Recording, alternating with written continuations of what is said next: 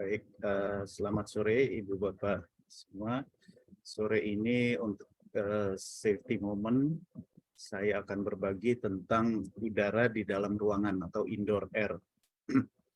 Jadi sangat penting, walaupun mungkin seperti kemarin iluminasi kurang banyak mendapat perhatian kalau di industri, tapi menjadi satu yang sangat penting.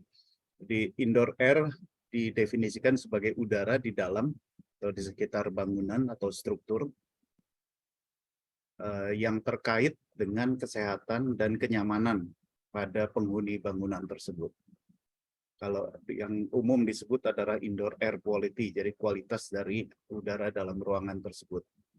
Dan udara yang buruk di dalam ruangan, di dalam gedung, itu adalah penyebab utama dari sick building syndrome.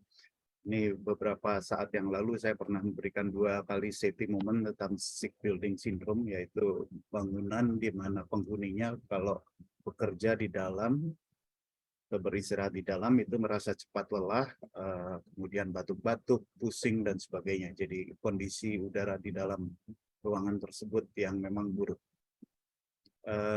Videonya saya putar sedikit, ada sekitar 2 menit. Ini duct dari air conditioning. Sedang dilakukan pembersihan, tapi ada beberapa teks terkait dengan pembersihan ini yang mungkin cukup baik.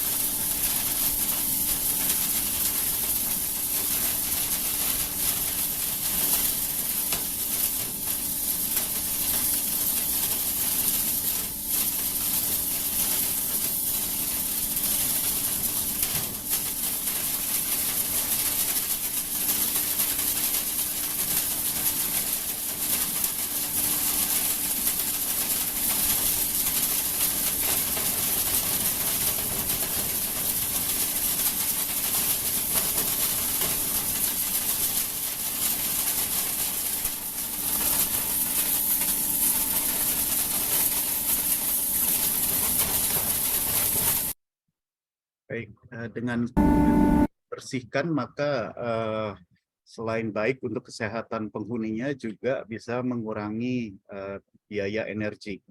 Seperti di video dikatakan 90% dari waktu kita itu ada di dalam ruangan, baik di rumah ataupun di tempat kerja. Dan kondisi udara di dalam ruangan itu belum tentu lebih baik daripada kondisi di luar ruangan atau udara terbuka. Beberapa polutan pencemar yang biasa ditemukan di dalam udara dalam ruangan adalah partikel-partikel yang berterbangan di dalam udara, seperti tadi dilihat kalau dia sudah menempel di duct, kemudian terbawa dengan aliran AC, lalu tersembur keluar, dan itu yang kita hisap gitu ya. Jadi kelihatannya udaranya enak, nyaman, dingin begitu, tapi membawa banyak debu. Banyak sekali ada serat-serat, ada debu, ada asap dan sebagainya. Itu partikel pencemar di udara. Juga ada volatile organic compound VOC, bahan-bahan yang mudah menguap dari cat, dari lem, vernis, pengawet kayu, kemudian furniture, dan lain-lain. Kemudian juga ada kegiatan-kegiatan memasak, kegiatan-kegiatan di dapur begitu, atau hewan peliharaan, merokok tentunya, bahan-bahan kimia yang kita pakai, bermacam-macam bahan kimia, saya sebutkan beberapa contoh nanti. Kemudian juga dari tempat cucian, tempat cuci piring, dan sebagainya yang menyebarkan bau. Dan tentunya biologis, ini mungkin yang Pak Kavi akan banyak bicara untuk di dalam rumah sakit, dari bakteri, kemudian lumut, virus, dan sebagainya. Ini kondisi yang lain, jadi bisa dari kegiatan masak, ventilasi yang buruk, cat yang digunakan di dalam ruangan, pewangi ruangan itu juga menyebabkan pencemaran, walaupun kadang-kadang kita rasakan baunya lebih segar, tapi ternyata mengandung bahan-bahan kimia yang juga berbahaya bagi manusia. Kemudian hewan peliharaan, kerapatan jumlah orang di dalam satu ruangan itu juga menentukan tingkat pencemarannya, dan tentunya merokok. Apa yang dihasilkan dari udara dalam ruangan yang buruk? Ya, tentunya sakit kepala, rasa cemas, kemudian sering batuk, bersin, iritasi di hidung dan tenggorokan. Kalau yang punya penyakit asma tentunya lebih berat, menyebabkan sakit jantung, kelainan genetik, dan juga kerusakan paru-paru. Nah, ini beberapa contoh bahan kimia yang banyak digunakan di building material, bahan-bahan bangunan. Formaldehyde yang kita biasa sebut juga formalin, dikenal sebagai formalin kalau sudah dicampur dengan air, digunakan untuk disinfektan dan biocide. Juga digunakan untuk perekat lem, adhesif, cat, dan juga karpet. Formaldehyde ini dikenal sebagai juga karsi penyebab kanker pada manusia. Yang kedua adalah PFAS. Di beberapa kesempatan yang lalu saya sudah bahas beberapa kali tentang PFAS. Salah satu sifat utama yang unggul dari PFAS adalah surfaktan. Jadi untuk leveling, untuk cat, lem, dan sebagainya itu sangat baik. Kemudian dia juga menolak air dan minyak. Jadi untuk furniture itu sangat baik karena nggak gampang kotor. Karpet juga demikian. Tapi dia juga dikenal sebagai penyebab kanker pada manusia. Ini beberapa contoh penggunaannya di bahan-bahan bangunan. Kemudian juga ozon, itu toksik, sifatnya racun bagi manusia. Ini dihasilkan dari kegiatan-kegiatan barang-barang elektronik, laser printer, dan mesin fotokopi utamanya. Ini standar yang salah satu digunakan, ANSI ASRE 621 2019. Ini nilai yang diberikan untuk masing-masing jenis bahan kimia untuk di dalam ruangan. Saya tidak akan bahas satu-satu, hanya menunjukkan aja bahwa ada standar yang berlaku. Juga di peraturan Menteri Tenaga Kerja untuk kantor, tempat lingkungan kerja, suhu diatur antara 23 sampai 26, kelembapan 40 sampai 60. Kemudian perbedaan suhu antar ruangan tidak melebihi 5 derajat. Kadar oksigen 19,5 sampai 23,5. Kemudian kadar kontaminan ada tabel di belakangnya yang mirip-mirip seperti ASRE tadi. Dan mungkin satu yang paling bawah ini kegiatan ventilasi buatan manusia itu harus dibersihkan paling tidak 3 bulan sekali. Jadi bisa dilihat tadi duct yang dibersihkan udah kotornya seperti apa gitu ya. Jawabannya adalah ventilasi. Ini Pak Kaviudin mungkin akan menjelaskan panjang lebar nanti. Yang utama adalah lebih baik yang sifatnya alamiah, jangan menambah pewangi, mengatur suhu yang berlebihan dengan buatan dan sebagainya, atau menggunakan bahan-bahan kimia. Dan juga kelembapan relatif seperti dilihat di Permenaker tadi diatur antara 40 sampai 60 juga disarankan.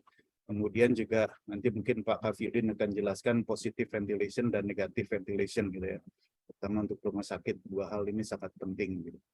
Nah, ini saya mau bawa juga di pengaturan ventilasi itu juga cukup penting. Dari kasus COVID kemarin, ternyata virusnya itu paling tidak aktif di kelembapan antara 40 sampai 60%.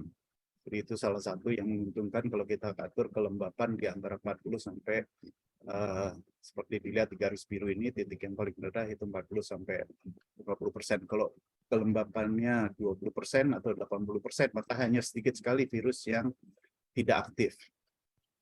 Bukan mati ya, karena virus bukan hewan, bukan makhluk hidup. tidak aktif, sangat aktif 20-80%, paling tidak aktif itu antara 40-60%. Di ventilasi sesuatu yang sangat penting baik tempat kerja apalagi di rumah sakit gitu ya. Tentunya kita harus lebih memperhatikan hal tersebut. Demikian dari saya Pak Edi, terima kasih.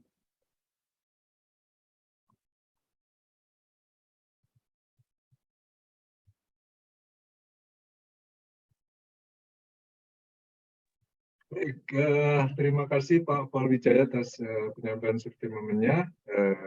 Langsung kita lanjutkan saja dengan acara pokok kita yang akan disampaikan oleh Pak Kafiuddin. Waktu kami persilakan Pak. Terima kasih. Baik, makasih Pak Adi Laksono, juga presentasi menarik dari Pak Paul Wijaya. Ini kebetulan sekali.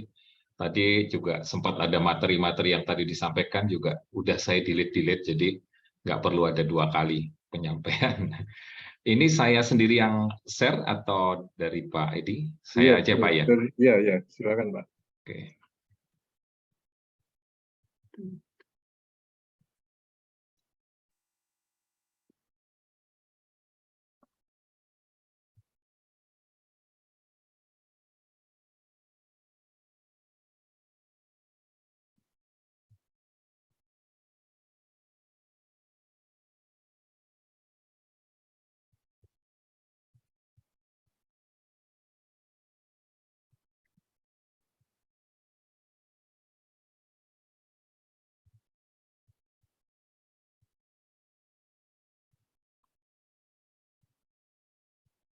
Apakah sudah terlihat? Sudah, Pak. Sudah, Pak. Oke. Saya langsung. Oke. Baik. Assalamualaikum warahmatullahi wabarakatuh. Waalaikumsalam warahmatullahi wabarakatuh. Ya. Nah, sesuai dengan yang sudah saya sampaikan ke Pak Edi Laksono, judul kali ini adalah Tantangan Mewujudkan Tata Udara Ideal di Rumah Sakit. Hal ini kenapa saya judul ini latar belakangnya, karena dari rasa ini sih Pak, miris juga bahwa kalau secara average, kondisi tata udara di rumah sakit itu banyak sekali yang tidak memenuhi syarat sebenarnya. Nah, mungkin dari materi ini mungkin nanti kita akan ada banyak hal-hal yang saya sampaikan terkait apa saja sih yang biasanya kurang bisa diwujudkan keidealannya itu.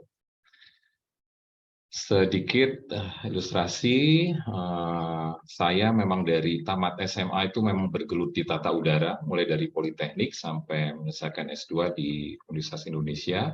S1-nya saya menyelesaikan di Grenoble, Prancis, juga di bidang thermal system. Ya.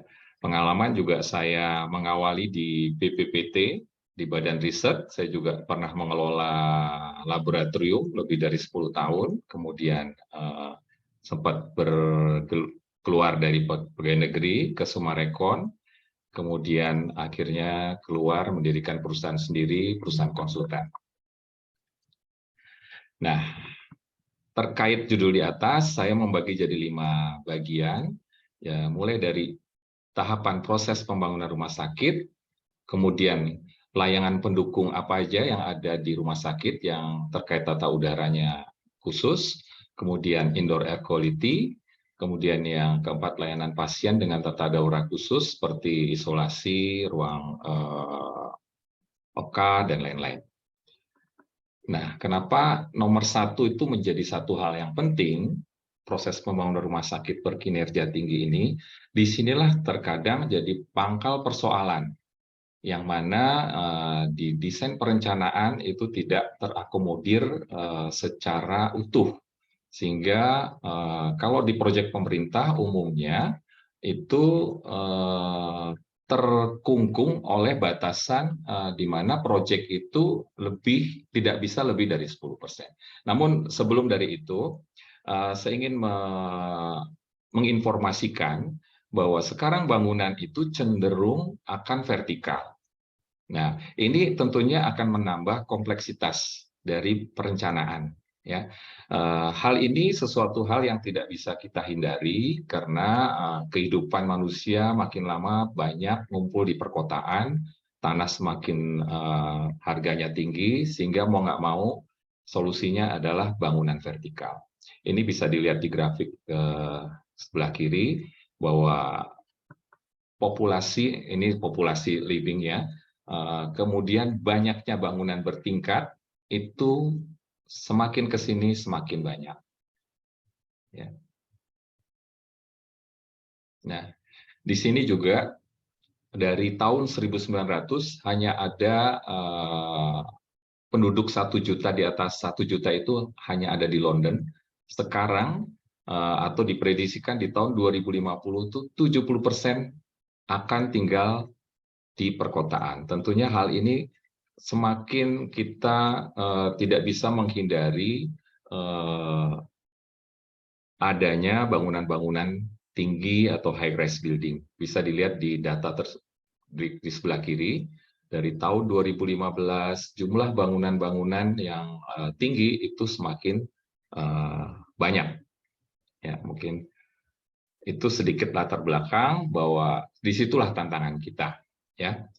Nah, di sini saya sedikit mengilustrasikan bagaimana kita bisa merencanakan bangunan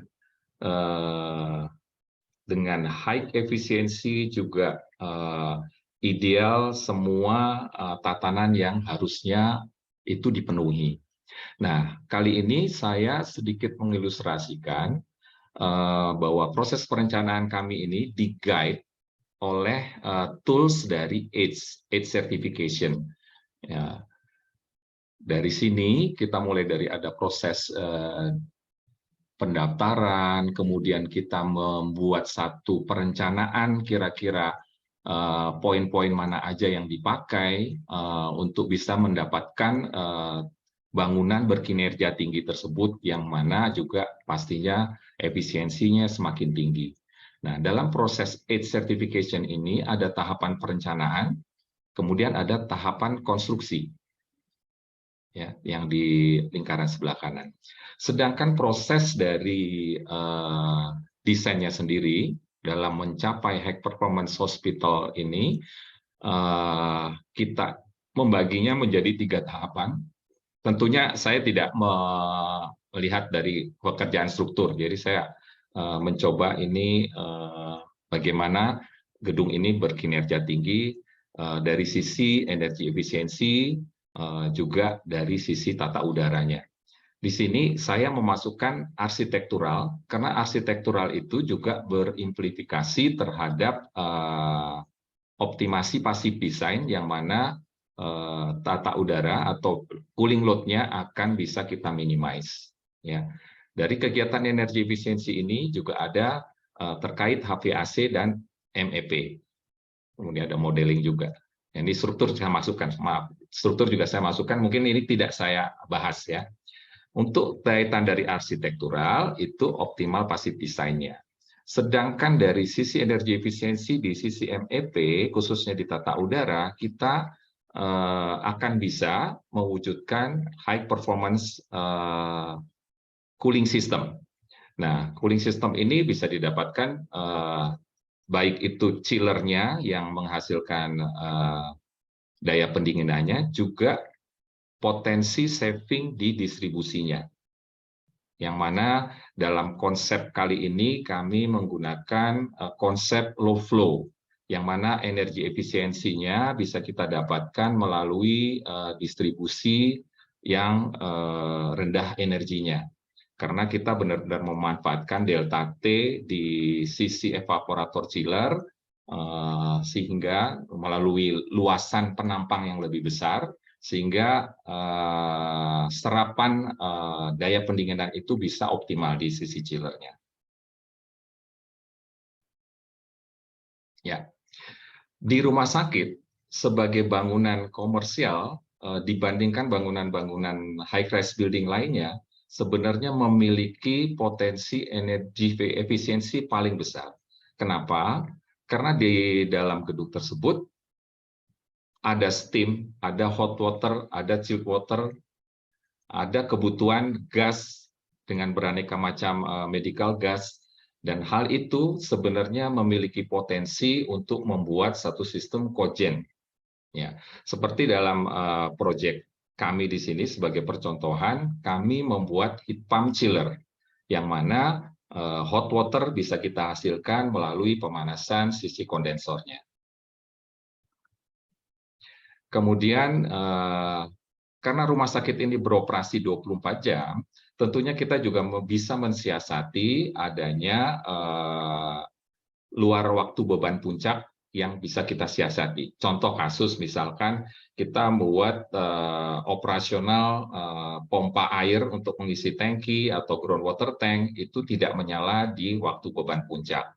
Memang ini tidak bisa dikatakan energi efisiensi, tapi mengakali bagaimana cost operation bisa kita tekan.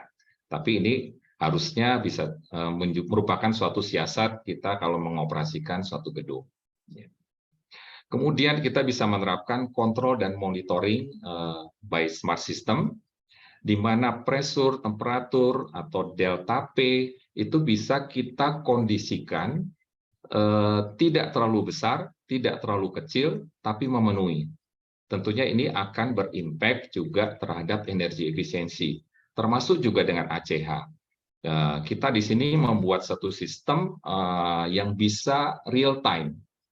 Seperti yang contoh di gambar di sebelah kanan, ini adalah contoh display sebuah ruang OK yang kita buat, yang mana bahkan tidak hanya HCH yang kita kontrol, yang kita monitor, tapi juga keberadaan kelayakan dari HEPA filter melalui kontrol yang kita pasang sebagai delta P. Tentunya di awal kita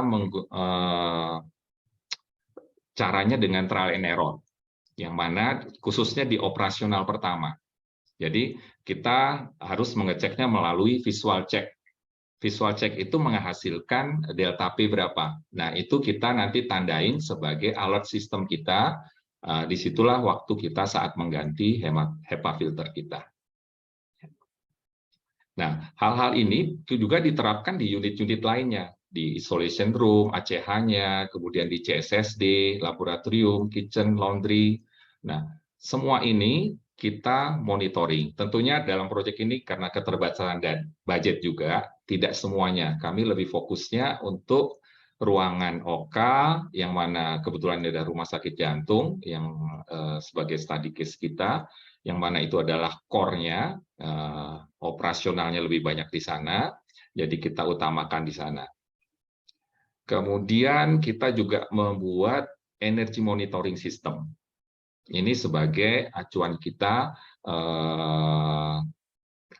sistem kontrol kita, terutama di indeks energinya. Ya. Kemudian building automation system-nya juga kita tidak memfungsikannya tidak hanya sebagai monitoring, tapi juga sebagai informasi yang bisa mengirimkan kita alert bila mana ada sistem yang tidak beroperasi, yang seharusnya beroperasi pada jam-jam tertentu. Ya, ini sedikit mengilustrasikan proses perencanaan, ya, bahwa value engineering itu perlu kita perhatikan sekali, mulai dari proses planning dan analisis, kita sangat mengedepankan life cycle cost-nya, sehingga kita bisa mengoptimalkan life cycle cost kita adalah yang paling terbaik, paling optimum. Ya. Dalam berlangsungnya proses perencanaan sampai ke proses konstruksi, dalam proyek rumah sakit itu dinamikanya sangat tinggi sekali karena kompleksitasnya tinggi, apalagi misalkan di perencanaan awal itu banyak sekali kendala-kendala, bukan semata-mata bahwa orang-orangnya tidak qualified, tapi juga interaksi, karena butuh sekali ada interaksi dengan user. Sementara di user di rumah sakit itu sangat banyak sekali pihaknya, ada orang CSSD, ada dokter di OK, ada di macam-macam fungsi bangunan rumah sakit. Ini banyak sekali hal-hal yang bisa menghalangi, yang menyebabkan hasil perencanaan kita itu tidak optimum. Makanya proses value engineering itu berlangsung sampai akhir. Nah, Ini sedikit ilustrasi pencapaian kita, yang mana tuh sertifikat di sebelah kanan itu adalah pencapaian kita di energy saving, water saving, juga penggunaan material. Ya, di sini di conclusion, kesimpulan di bawah pencapaian kita. Nah, ini di akhir project saya. Akhirnya kita mencapai 25,8 energy saving, 30% saving water, kemudian 59,64. Jadi ada perbedaan dari masa desain preliminary, kemudian di hasil akhir. Ini pun kita belum keluar sertifikatnya, tapi ini lagi sedang proses akhir. Nah, ini di EDGE certification sebenarnya tidak detail-detail sekali. Tapi di sini kami menghitung lebih detail lagi, karena di EDGE certification itu hanya melihat COP dari chiller. Sedangkan hal yang kami lakukan di dalam sini, itu kita menggunakan low flow, ada efisiensi yang dibuat oleh pompa. Efisiensi CHWP di sini itu bisa 75,6%. Nah, ini tidak terdetek. Itu kenapa pencapaian efisiensinya di EDGE itu tidak sebesar apa yang kami hitung. Di sini 30% untuk saving energinya. Nah, harapan kami sebenarnya dari kasus study case ini, kalau ini bisa ditiru di rumah sakit lainnya sebagai langkah target ini bisa menurunkan cost pasien. Harapannya mungkin bisa menurunkan premi BPJS dan lain sebagainya. Karena saya pernah komunikasi juga dengan beberapa instansi, memang udah banyak sekali hal yang banyak kalangan yang mengeluhkan, juga pihak asuransi bahwa biaya rumah sakit kita itu tinggi sekali. Nah, saya mencoba, jadi di rumah sakit itu ada layanan-layanan penunjang, seperti ada laboratorium, laundry, kitchen, dan CSSD atau Central Sterile Supply Department. Nah, banyak sekali kasus-kasus yang saya temukan.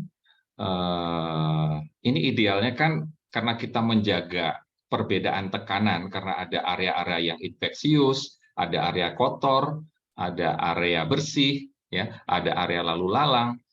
Terkadang sistem AC yang dipasang itu tidak sebagaimana mestinya.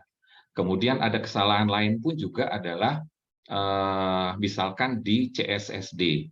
Harusnya banyak sekali split duct yang diimplementasikan atau AHU atau FCU yang diterapkan. Kita tidak bisa membuat satu AHU sentral, karena AHU sentral tidak bisa mengkondisikan perbedaan-perbedaan tekanan. Misalkan ada di CSSD itu ada 10 ruang. Setiap 2 ruang itu memiliki perbedaan tekanan sendiri. Itu rada sulit nanti saat balancingnya kalau itu dibuat sentral, satu AHU. Itu bisa jadi ada FCU yang membuat perbedaan tekanan secara pasangan-pasangan ruangan. Memang terkadang, nah hal itu akan lebih mudah itu dalam mengimplementasikannya. Jadi ada koreksi-koreksi seperti ini yang saat konstruksi yang kita lakukan. Kemudian kitchen tuh kasusnya lebih parah sekali. Di sini ini kegiatannya cukup dinamis.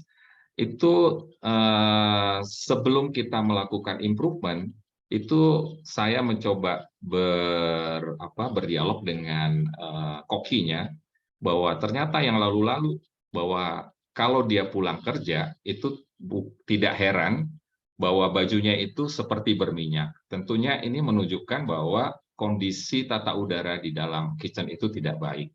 Nah, ini kita harapkan lalu improvement ini akan memperbaiki keadaan seperti itu.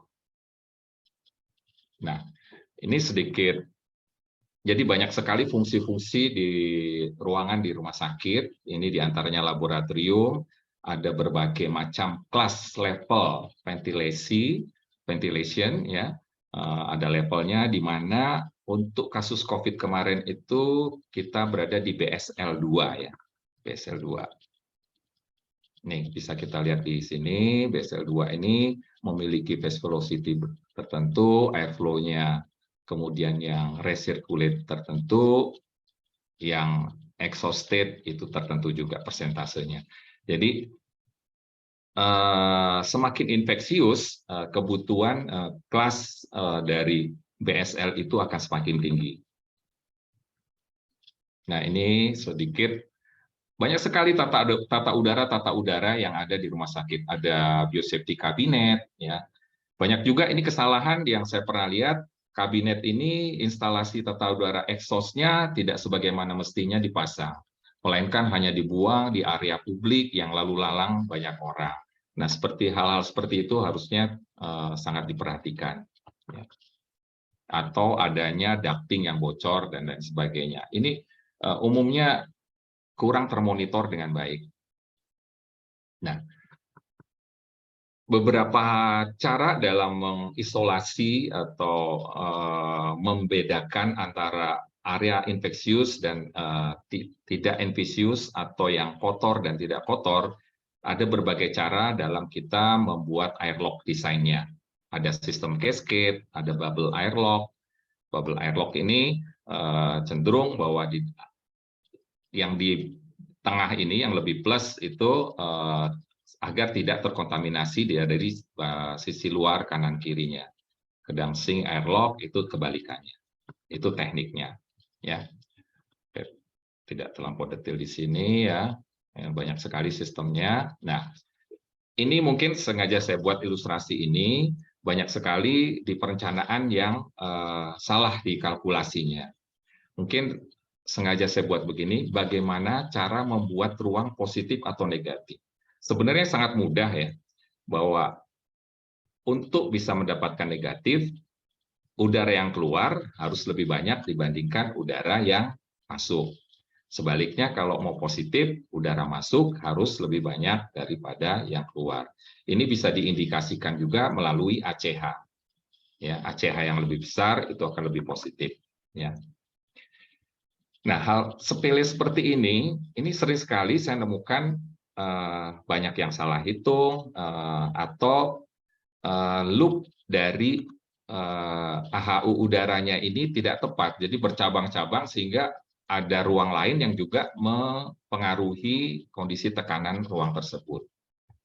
Jadi pemilihan loop sistem dari sistem tata udaranya itu juga harus hati-hati dalam perencanaan. Ya. Nah, sekarang mungkin saya sedikit bertanya, apakah dengan menjaga positif negatif sebuah ruang, apakah cukup menyatakan ruangan itu cukup aman? Tentunya tidak ya. Tadi juga sudah dijelaskan dari presentasinya Pak Paul ya, bahwa ada faktor lain di mana filter itu atau kebersihan saluran udara itu sangat penting. Itu sudah cukup dijelaskan oleh Pak Paul Wijaya tadi ya. Nah, indoor air quality, mungkin saya nggak terlampau banyak ya, tadi udah banyak diurai. Tadi juga Pak Paul juga menguraikan bahwa untuk meningkatkan indoor air quality itu dengan dua cara, yaitu dengan filtrasi juga atau menambah fresh air, sehingga ada pengenceran dari udara tersebut. Jadi ppm atau particle contaminated itu juga tidak tinggi. Ya. Nah, ini sedikit temperatur thermal kenyamanan di antara 24 sampai 26. Ya, tentunya ini juga berhubungan dengan aktivitas-aktivitas di dalamnya.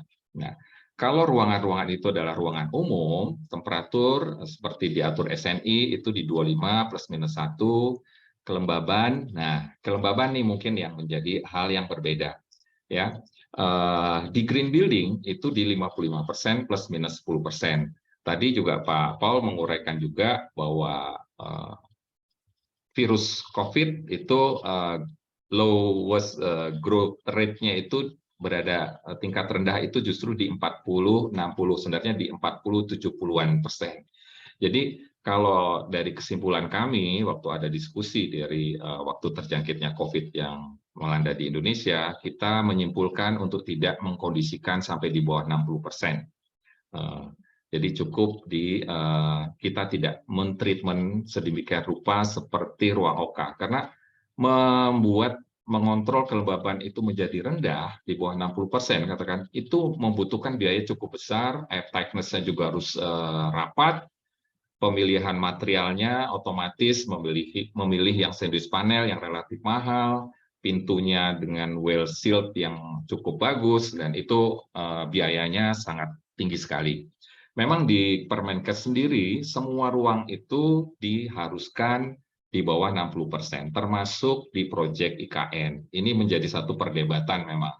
Apakah gedung-gedung kita di IKN tersebut akan dibuat air tightness yang demikian baik?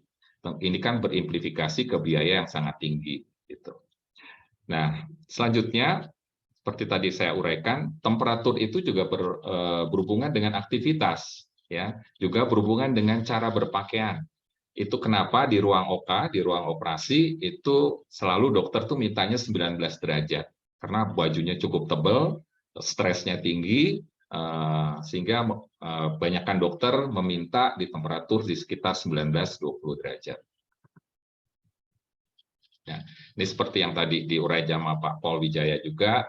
Kalau dari ilustrasi kami secara lebih detail, persentasenya itu di low grade growth rate dari virus itu rendah itu di 50 atau 40-an sampai 70-an%. Jadi kalau dalam mengkondisikan virus atau membuat ruang isolasi yang terjangkit virus itu kita simpulkan tidak perlu men-treatment udara sampai di bawah 60%. Nah, di sini ada tabel-tabel pemilihan filter, ya. Nah, mungkin yang bisa saya katakan di sini, terkadang yang sering banyak orang lalai dalam memilih HEPA. HEPA ini ada delta P, perbedaan tekanan, di mana efisiensinya itu tinggi. Katakan efisiensinya sama, tapi power energi untuk melewatkan udara ke HEPA filter ini butuh energi yang lebih besar. HEPA filter yang baik adalah yang delta P-nya rendah pada flow yang sama. Nah, itulah kenapa bisa begitu, karena HEPA filter yang baik itu sebenarnya luas permukaan penampangnya itu lebih besar. Jadi lekak-lekuknya itu dalam dan lebih banyak. Jadi penampang alirnya itu besar. Itu kenapa dia delta P-nya bisa hambatannya lebih rendah.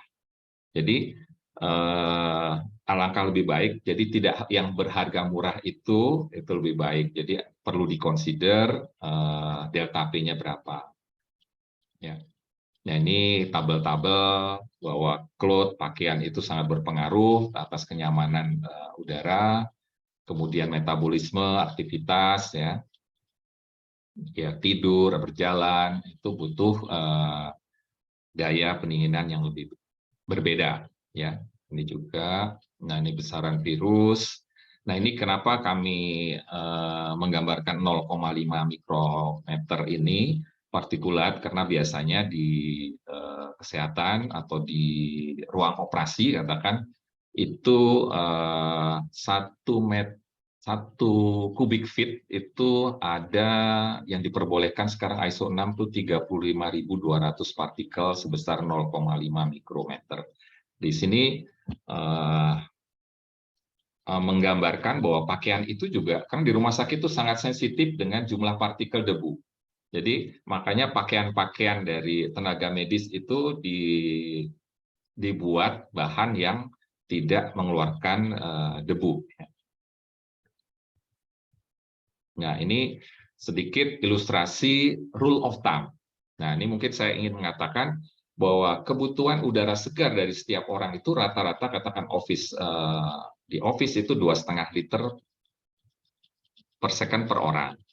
Nah, Sekarang seharusnya ini memang rule of thumb. Kalau kita tidak menggunakan sistem otomatis yang mana kita bisa memasang CO sensor atau O2 sensor, sehingga kebutuhan oksigen itu kita bisa kontrol sesuai dengan kadar di udara, di kadar ppm dari katakan CO2 itu tidak boleh melebihi 1000 ppm. Nah, itu bisa kita pakai kontrol tersebut untuk memasukkan udara segar butuh debit berapa, sehingga kita bisa mencapai katakan rata-rata di 600 ppm, sehingga kenyamanan kita tetap terdapat, tapi energi tetap kita bisa kontrol. Ya. Ini kebutuhan udara segar juga. Ya. Nah, ini kalau rule of thumb kebutuhan udara segar seperti ini ya. Di rumah sakit seperti yang tertulis di warna merah itu 15-20% dari udara supply atau lebih besar dari 2 ACH.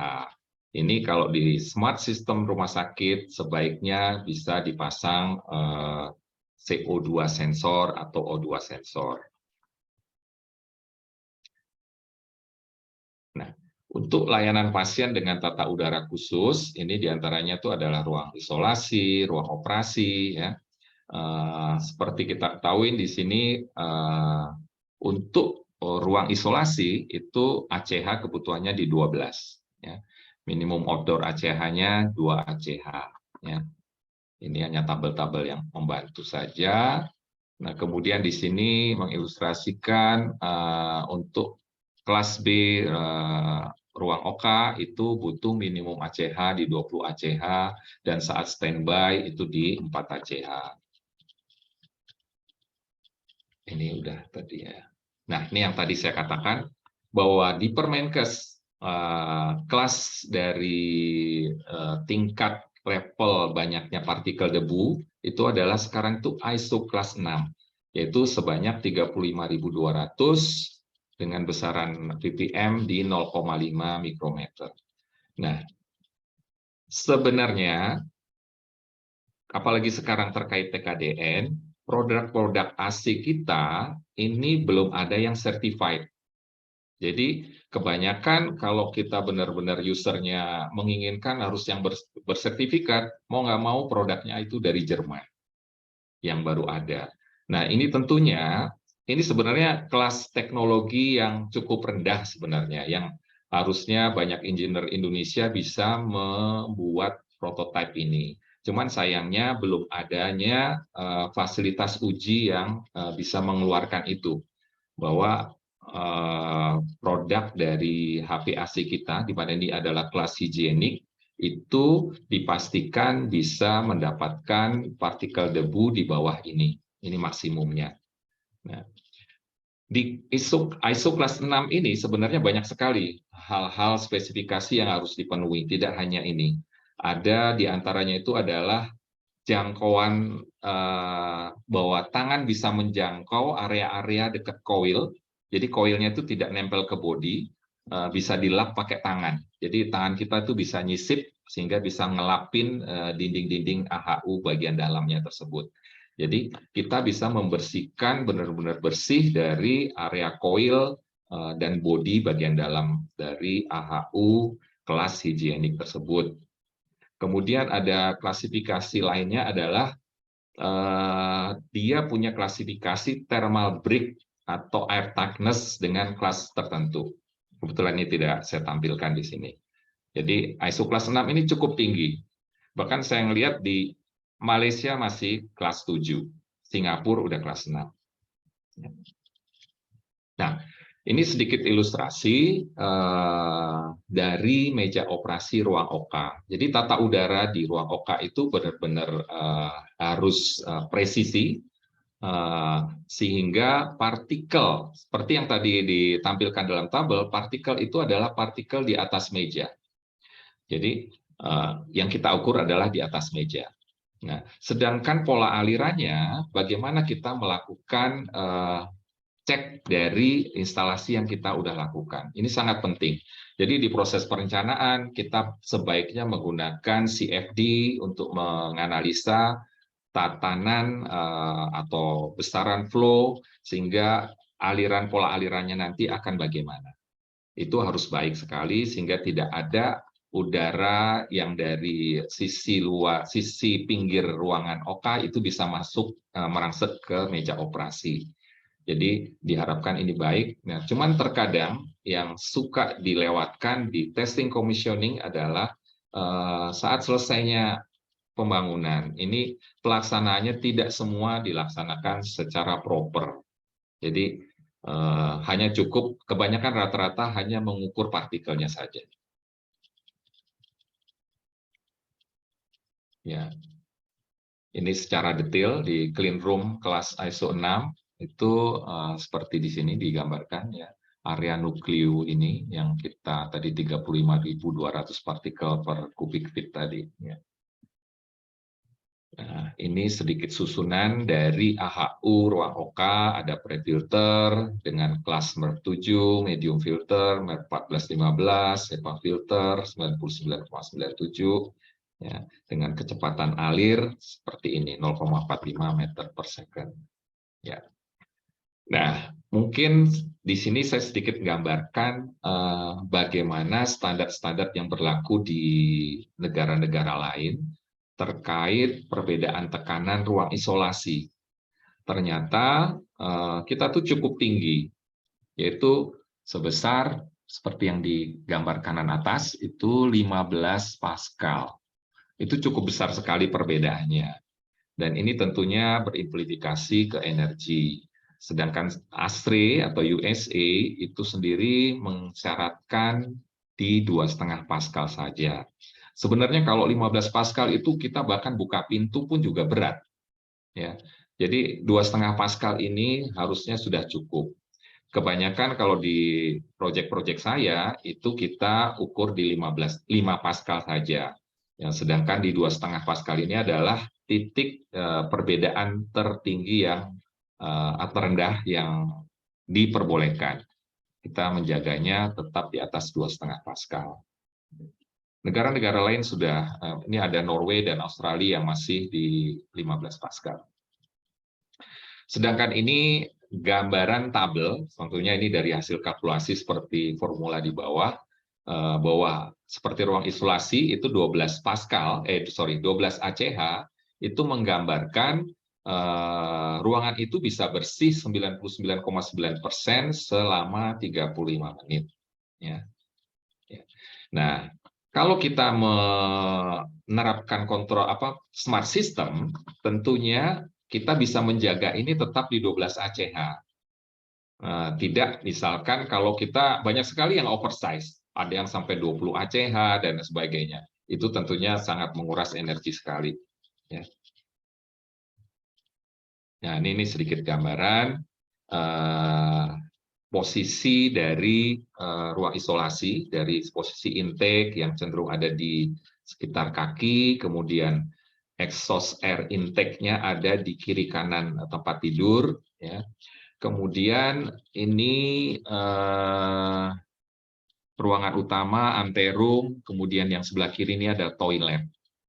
Nah, toilet secara nyatanya kami biasanya mengkondisikan sama tekanannya dengan tempat tidur, ya, atau lebih rendah sedikit toilet, ya. Kita menghindari adanya bau yang bisa keluar dari toilet masuk ke kamar, ya. Sedangkan untuk outlet exhaust-nya jangan sampai itu dikeluarkan ke area publik. Ini saya sedikit mencontohkan yang pernah kita install, itu kita larikan ke atas atap. Ini sengaja fotonya saat atapnya masih dicopot. Ya. Jadi diharapkan zat contaminated itu akan terbang, tidak langsung menyembur langsung ke area publik. Ya, ini sedikit improvement dari ruang isolasi dengan berbagai macam, ya. Ada yang return air-nya kita ambil sehingga diperlukan adanya HEPA lagi, sebenarnya tidak menyalahi aturan standar, ya. Kecuali di Indonesia dari edaran dari Kemenkes itu tidak memperbolehkan waktu saat COVID kemarin adanya return air. Nah, ini sedikit contoh ruang OK yang kita buat kemarin. Ya. Ya. Nah, ASRE saat ini membuat standar terbaru itu ACH-nya di 25 ACH. Ya. Sedangkan outdoor air-nya itu intake-nya di 5 ACH. Mengenai fresh air ini sebenarnya juga bisa dipasang kontrol sensor yang intinya sebenarnya outdoor ini tidak, kalau di ruang operasi ini tidak semata-mata kebutuhan oksigen, tapi juga partikel ya. Kalau untuk khusus ruang OK ini outdoor itu sebenarnya memang kebutuhan oksigen. Jadi ini harusnya bisa dipasang sensor ya, sehingga kita bisa juga ada potensi untuk saving di sini ya. Nah, ini sedikit gambaran dari atas ya, bahwa supply dari ruang OK di atas bed itu sifatnya melingkar untuk membuat tirai gitu, semacam menembok itu supaya tidak ada aliran dari arah luar ke dalam. Ya. Kemudian di sini ada tanda plus yang kemudian ruang operasi ini +3.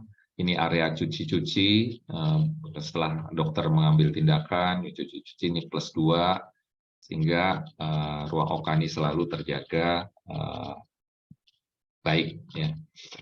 Kemudian ini sedikit bagan dari beberapa model tata udara ruang OK. Ini dengan heater, ya, dengan heater, di mana itu diperlukan untuk membuat RH agar terjaga di bawah 60%. Tentunya 60% ini tidak kita harapkan ada. Jadi ada berbagai macam model, ada yang dengan electrical heater, kemudian ini dengan dehumidifier, ya.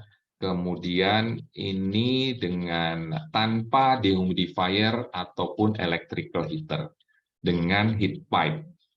Nah, heat pipe ini memiliki teknologi tertentu yang menggunakan freon, yang bisa panasnya itu kita manfaatkan agar bisa melewati heat pipe ini dari coil. Ya.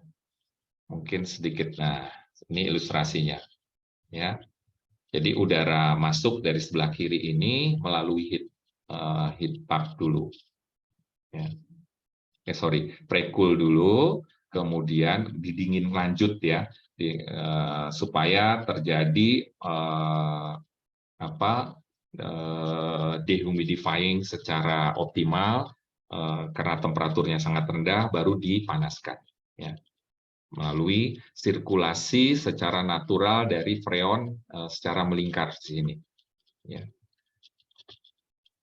Ngelup gitu. Nah, ini nggak perlu ya. Nah, ini sengaja saya tampilkan teknologi terbaru dari plug fan. Ini ya harusnya saya tidak menampilkan brand ya, cuman brand ini yang baru ada, tapi di Indonesia masih cukup berat untuk mengaplikasikan teknologi ini karena cukup mahal, tapi secara kehandalan dan efisiensi energi ini cukup baik.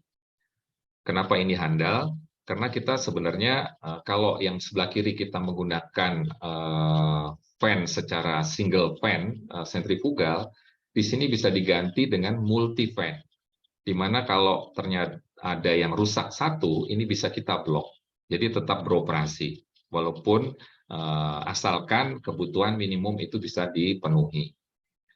Kalau ini bisa dibuat kontrol dengan VSD, tentunya ini bisa kita akalin, tentunya kita dengan selection yang tepat, sehingga dengan 3 fan pun bisa tetap beroperasi, ACH-nya tetap kita dapat. Ya.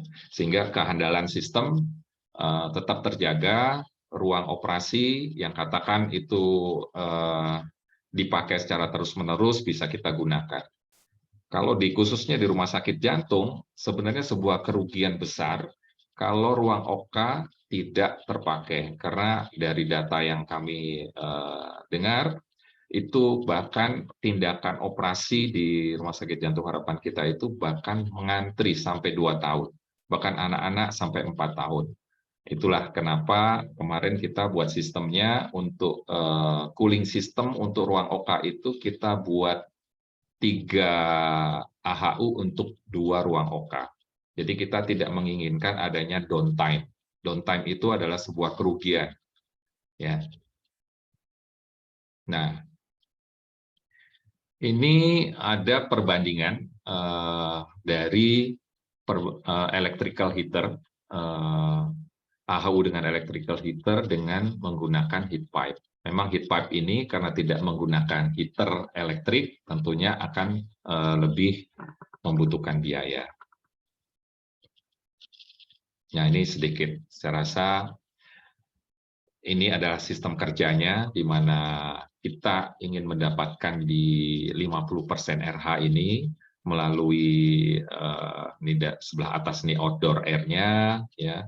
Kemudian di sini ada pencampuran, kemudian di sebelah kiri bawah itu adalah proses heating untuk bisa didapatkan 50% RH dan kondisi 75% dB di temperatur Fahrenheit. Juga sama heat pipe juga dengan ilustrasi yang sedikit berbeda dengan heat pipe tadi, ada proses pemanasan dan pendinginan, ini bisa didapatkan hal yang sama. Ya.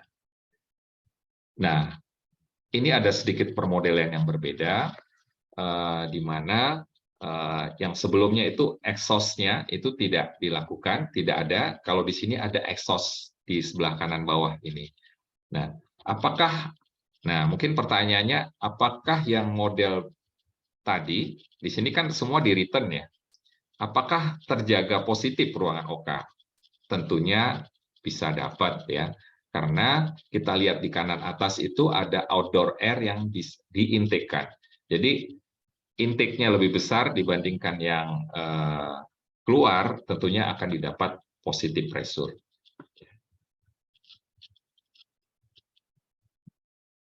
Kesimpulan dan tantangan. Nah, mungkin sedikit sini saya bisa simpulkan AHU supply atau return kebutuhan tata udara pelayanan khusus tidak bisa dicampur bila berbeda kebutuhan requirement-nya. Sering terjadi kesalahan perencanaan di sini, seperti yang tadi saya katakan. Kedua, konsumsi energi ruang pelayanan khusus sangat besar. Perlu dipertimbangkan penggunaan DOAS dan heat exchanger. Apakah anggaran penunjang menunjang untuk hal ini? Ini tentu tidak tanda tanya. Biasanya constraint-nya itu dialah di biaya. Kemudian yang ketiga, penggunaan variable speed motor fan pada AHU dan exhaust harus dilengkapi untuk semua ruang pelayanan khusus idealnya ya. Kemudian penggunaan smart system sudah saatnya diterapkan. Nah, yang kelima, ini sebuah pertanyaan. Karena di IKN pun juga kondisi 60% RH ini menjadi satu acuan.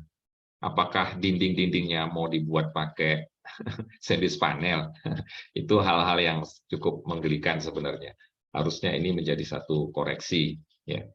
Kemudian keenam, baiknya besaran ruang pelayanan khusus dibuat minimal sesuai kebutuhan, karena energi yang digunakan berkorelasi dengan besaran ruangan.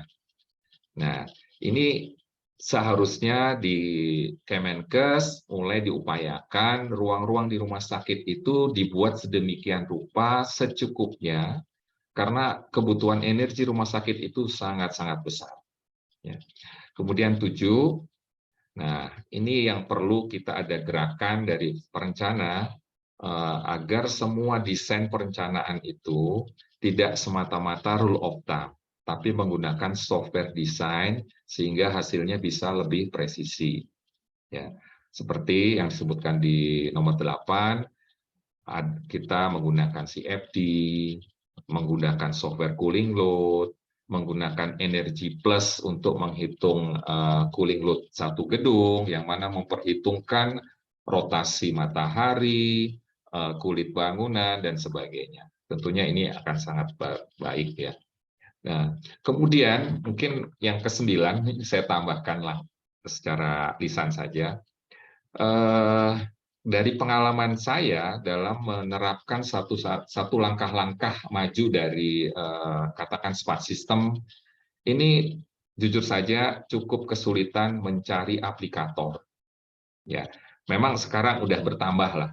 ini sedikit kita nge-push, sebenarnya masih terbuka, misalkan di sini ada adik-adik mahasiswa, masih terbuka peluang kerja di sini untuk berdedikasi spesialis di sistem smart dari sebuah sistem tata udara.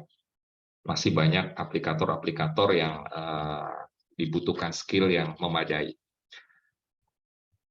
Demikian mungkin yang bisa saya sampaikan, lebih dan kurang saya mohon maaf, mungkin di sini juga ada pendengar yang mungkin lebih jago dari saya, kita sifatnya di sini diskusi saja.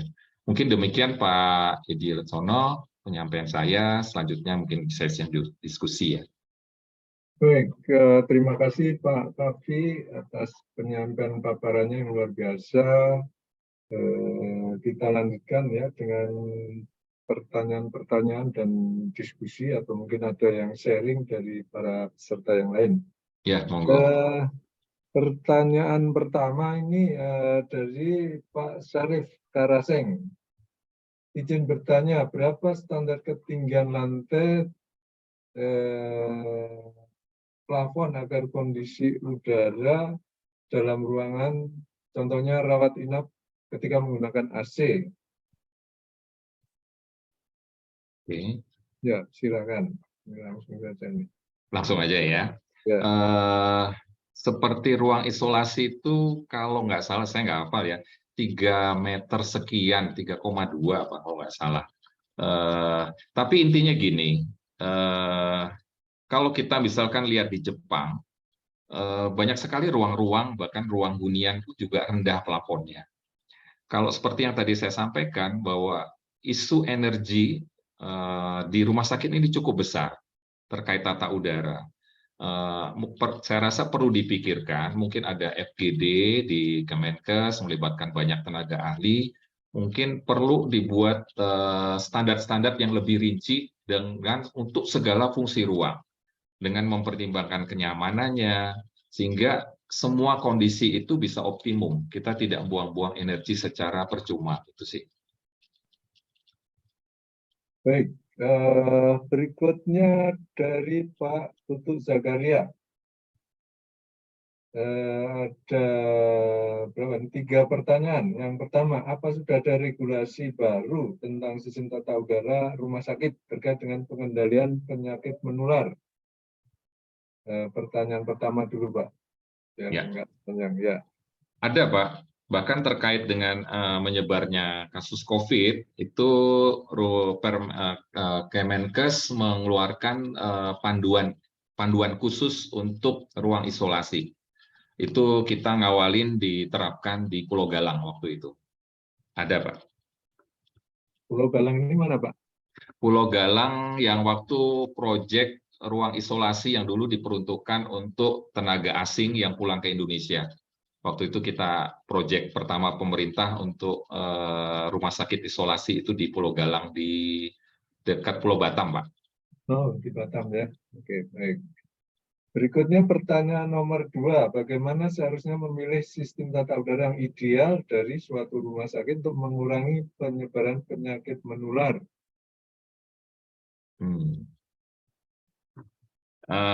Pertama, mungkin ini terkait arsitektural, Pak ya. Hal yang penting dalam perencanaan awal itu adalah flow, karena di rumah sakit itu banyak sekali zona-zona, zona infeksius, zona kotor, zona bersih. Nah, itu salah satu strategi kita untuk meminimalkan sebaran dari kuman-kuman penyakit yang tentunya ada di rumah sakit. Jadi buangan-buangan AHU, area kotor itu harusnya ditarik di satu bidang tertentu, yang mana itu bukan merupakan public area.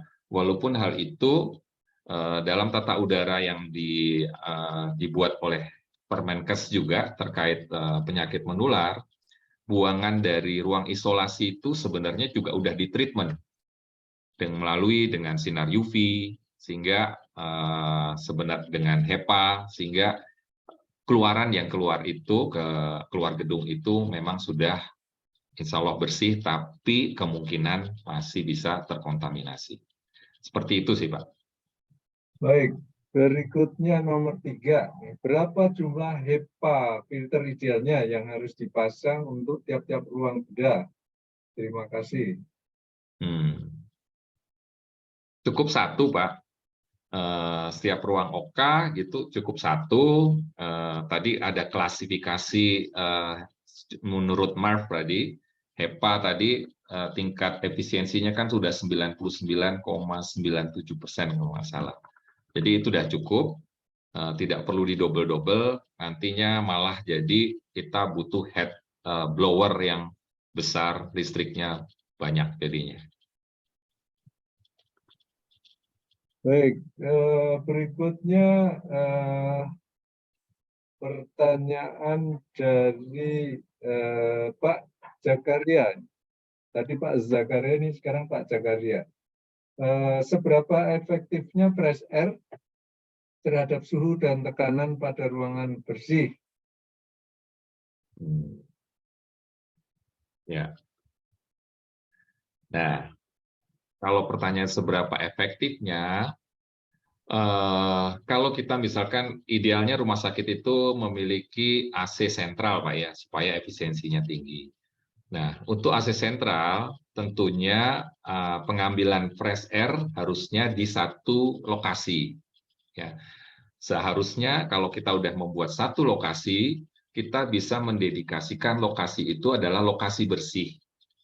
Ya, itu satu. Katakan di situ area tanaman yang bisa menyerap racun dan lain sebagainya, sehingga kita bisa kemungkinan besar fresh air yang diintekkan ke dalam bangunan itu bersih, ya dari situ. Kemudian impact terhadap suhu dan tekanan. Nah, kalau suhu tentunya memberi beban, ya, memberi beban karena udara luar panas. Itu kenapa saya tadi ada mengusulkan sebaiknya dibuat smart system, kebutuhan udara segar itu atau kebutuhan oksigen itu ditambah dengan sensor-sensor CO2 ataupun sensor O2 sehingga kebutuhannya sesuai harapan, sesuai kebutuhan, tidak berlebihan fresh air-nya karena itu beban listrik, beban temperatur juga fresh air itu. Nah, kalau kaitannya dengan tekanan, nah itu tadi ACH rumah sakit sebaiknya dibuat smart system juga. Presurnya pun juga jangan besar-besar sekali, cukup seperti yang tadi. Nah ini cukup dengan 2,5 pasca, ruang isolasi, ruang OK, ya. Jadi tidak berlebihan. Demikian, Pak. Baik, tentang HEPA filter itu kapan menggunakan H13 atau H14? Itu bisa dilihat di tabel sebenarnya, Pak. H13, H14, bentar.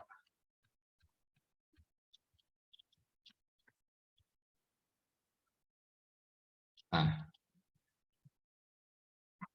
ya saya mungkin sini saya menggunakan MERV 13. Ini sebenarnya H dengan MERV ini sedikit berbeda ya. Katakan MERV 13, 14. Tergantung fungsinya, Pak. Kita mau men-trap berapa ukuran dari partikel tersebut. Ya, katakan 0,5 di sini 0,3 sampai 1 mikrometer. Ya, ini kalau dikatakan di 15 ini 85 sampai 95%. Kemudian untuk 3 mikron itu bisa di atas 90%. Jadi average dust di atas 90%. Kemudian kalau kita lihat di kanan ini bisa men-trap bakteri, moss, tobacco, smoke, cooking oil, droplet. Jadi intinya itu tergantung fungsi penggunaannya sih, Pak. Bisa dilihat di tabel ini. Baik, berikutnya pertanyaan dari Pak Rio Arif ya. Apakah ada metode konstruksi, analisis perhitungan dan standar acuan instalasi sensor CO2, sensor O2 dan sensor-sensor lainnya berdasarkan volume ruangan dan lain-lain terkait BMS atau smart system? Pertanyaan bagus ya. Sepengetahuan kami, kebetulan saya juga baru bulan lalu ngikutin pelatihan BGH ya, itu belum ada acuan secara detail peletakannya di mana ya. Saya rasa itu harus dibuat Itu menyangkut kepadatan ruang juga, menyangkut juga posisi ketinggian, karena tentunya setiap partikel gas itu punya berat jenis yang berbeda-beda.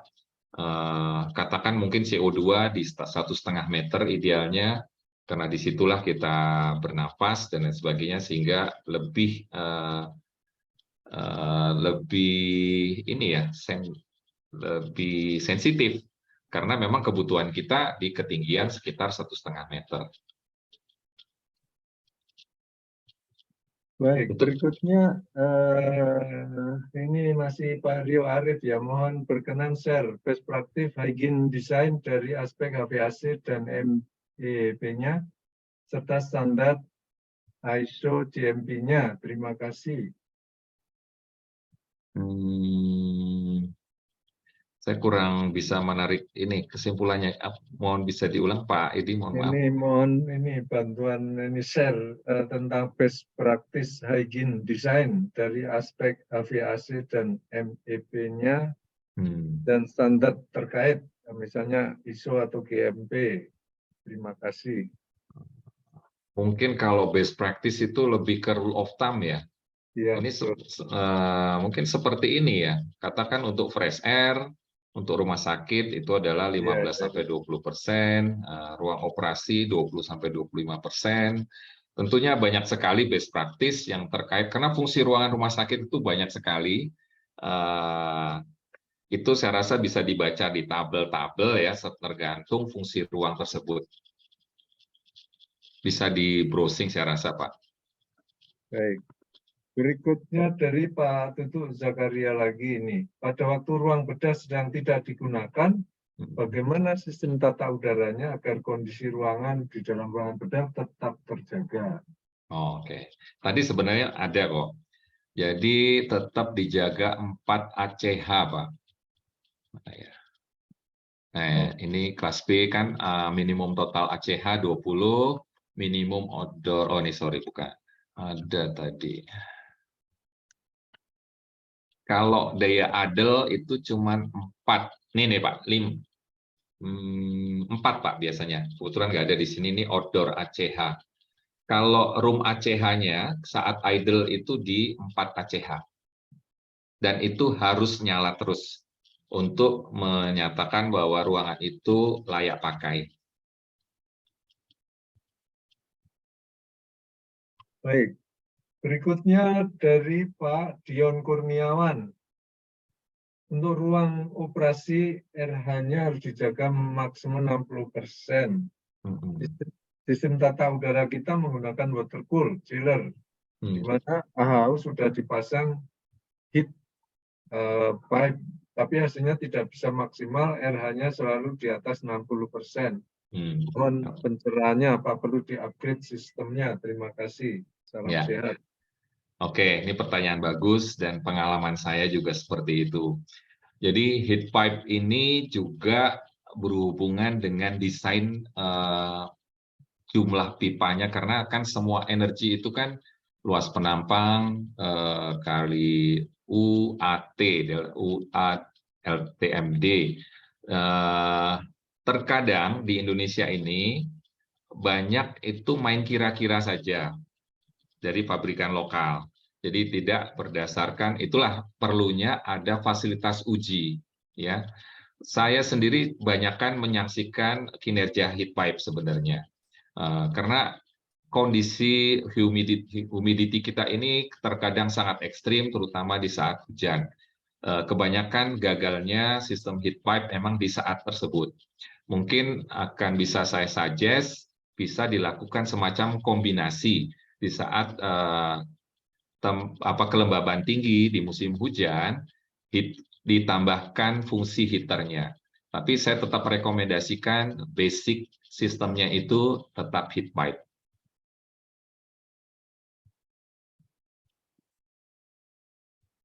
Baik, berikutnya dari Ibu Rahmi Andarini. Terima kasih ilmunya Pak Kavi. Untuk tata udara rumah sakit di Indonesia standarnya mengacu kemana? ASRE atau SNI? Hmm. Ya, kalau saya suggest, karena sebenarnya ASRI itu pusat ilmu tata udara secara komplit. Harusnya kita mengacu semua ke sana. Nah, tapi juga kita perlu telaah ulang. Karena si pembuat ASRI itu yang meriset itu berada di lokasi 4 musim yang relatif kering, ya. Ya, sedangkan kita ini lembab. Nah, dan kuman-kuman yang banyak pun juga berbeda. Di negara 4 musim sebenarnya pertumbuhan COVID itu kalau dilihat grafik growth pertumbuhan virus itu lebih besar di sana potensinya. Ya, itu kenapa itu juga harus kita perhatikan. Itu jadi kita telaah ulang. Apakah di Indonesia perlu mengkondisikan kelembaban di bawah 60% untuk menurunkan penyebaran virus. Nah, kami kemarin dari ASRI Indonesian Chapter berkumpul, tentunya bukan keputusan saya sendiri, kita berembuk, ada Pak Rana dan lain-lain, kita menyepakatin itu tidak perlu karena kondisi kelembaban kita ini untuk penanganan COVID tidak perlu menghandle secara mentreatment RH-nya. Jadi ASRI itu tetap acuan yang paling komplit, tapi juga kita tetap harus telaah ulang sesuai kondisi weather kita. Baik, berikutnya dari Pak Chandra Henderson. Izin bertanya, berapa standar noise level suara di ruang OTOK, ICU, ruang isolasi? Setahu saya itu sekitar 45, Pak. 45 dB. Ya, mohon koreksi kalau salah tebakan saya. Sekitar itu. 45 dB. Itu bisa di search itu sebenarnya. Tapi itu sebenarnya terlalu rendah. Ya, boleh dibilang kita bisa gagal karena suara umumnya yang membuat gagal bahkan 45 dB itu kalau grill dari diffuser suplai AC kita terlampau rapat, kecepatannya di atas 3 meter per second, itu dipastikan sekitar 50-an dB. Jadi hal yang sangat penting adalah memilih diffuser sesuai dengan kapasitas flow-nya, sehingga kecepatan alir dari keluar diffuser itu sekitar 2,5 meter per second. Disitulah yang membuat dB itu sekitar di 45. Baik, berikutnya dari Pak Parwianto. Maaf, mengapa begitu banyak akademisi menguraikan ilmunya tapi kurang membumi ke akar rumput sehingga praktisi hampir tidak ada? Kenapa kita selalu tergantung software dari luar yang selain harga yang mahal, yang sulit dimiliki orang banyak? Sebenarnya kalau software banyak sekali yang free, Pak. Semacam Energy Plus itu bahkan bisa saya katakan paling powerful di antara yang berbayar sekalipun. Karena Energy Plus itu juga dimotorin oleh Pak Eri Junaidi, ya. Tentunya Pak Edi Laksono tahu juga. Karena kenapa itu powerful? Karena dia dibangun berdasarkan komunitas yang selalu mengupgrade itu, dan itu free, ya. Jadi banyak sekali sebenarnya software-software yang free untuk bisa digunakan di sini. Ya. Juga banyak sekali aplikasi-aplikasi yang ada di smartphone. Itu pun juga secara sederhana banyak sekali hitungan pressure drop, hitungan psychometric chart. Nah, mungkin kecuali CFD. CFD pun ya mungkin versi lama masih bisa. Dialux juga free, ya. Hanya beberapa saja mungkin sistem plumbing yang berbayar, ya. Seperti itu sih, Pak.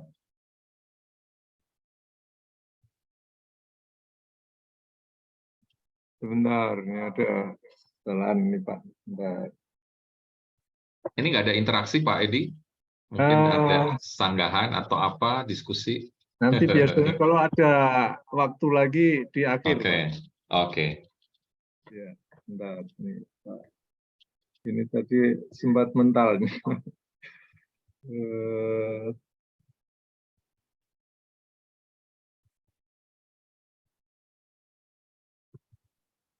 Berikutnya dari Pak Rio lagi ya ini ya, atau Ibu Rahmi Andarini ya.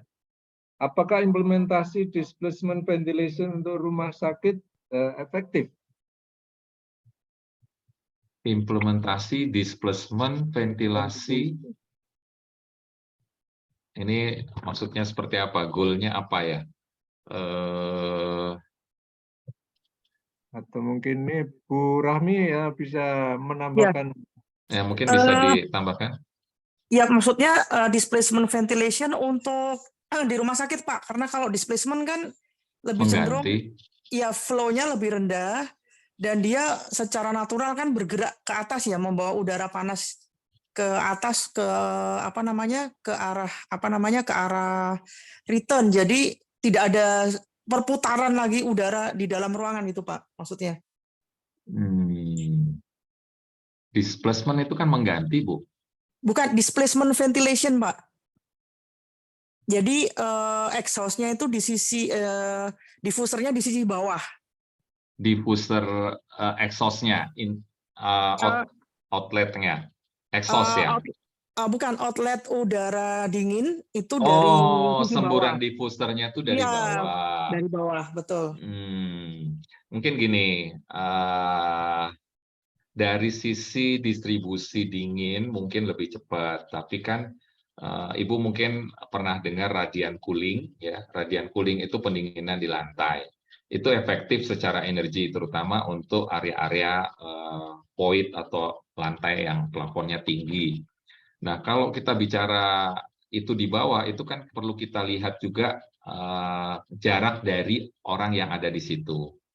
Itu kalau untuk plafon yang cukup rendah, katakan 3 meter ke bawah, itu rada ini Bu ya, terlalu dingin langsung nyembur ke kita, karena bagaimanapun kecuali diffuser flow supply-nya itu diatur kecepatannya tidak seperti semburan di diffuser yang di atas. Katakan hanya 1 meter per detik saja. Saya rasa mungkin saja diakomodir hal itu. Mungkin yang membuat tidak nyaman itu adalah karena semburannya jadi tinggi, karena hanya memindahkan dari atas ke bawah. Mungkin seperti itu, Bu. Oke, baik Pak. Belum pernah dicoba ya Pak displacement ini untuk rumah sakit ya Pak? Belum ya berarti? Kalaupun dirubah ke bawah, ya seperti itu, Bu. Jadi tidak bisa semata-mata langsung memindahkan dapetnya ke arah bawah. Kerugian yang lainnya adalah itu memakan ruang, Bu, jadinya. Kita kan butuh partisi double. Baik Pak. Makan tempat jadinya. Saya rasa untuk tinggi 3 meter, plafon 3,5 meter cukup di atas saja, saya rasa. Baik Pak, terima kasih Pak Kavi. Ya, sama-sama. Terima kasih Bu Rahmi.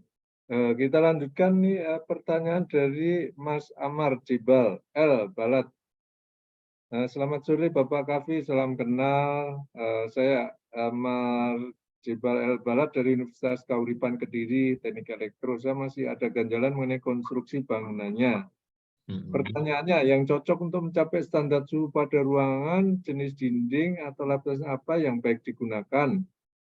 Karena berdasarkan pengalaman yang kita alami, ada bangunan rumah sakit yang full kaca atau jendela lebih besar, sehingga saat matahari tepat mengarah jendela membuat dalam ruangan menjadi tidak terasa dingin, melainkan hangat dan sistem pendinginan menjadi sulit untuk mencapai suhu yang diinginkan.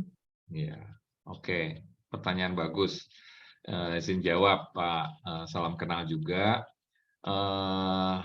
Mungkin Bapak akan memahami ini kalau mungkin sempat ikutin training green building gitu, mungkin akan lebih memahami, bisa memahami.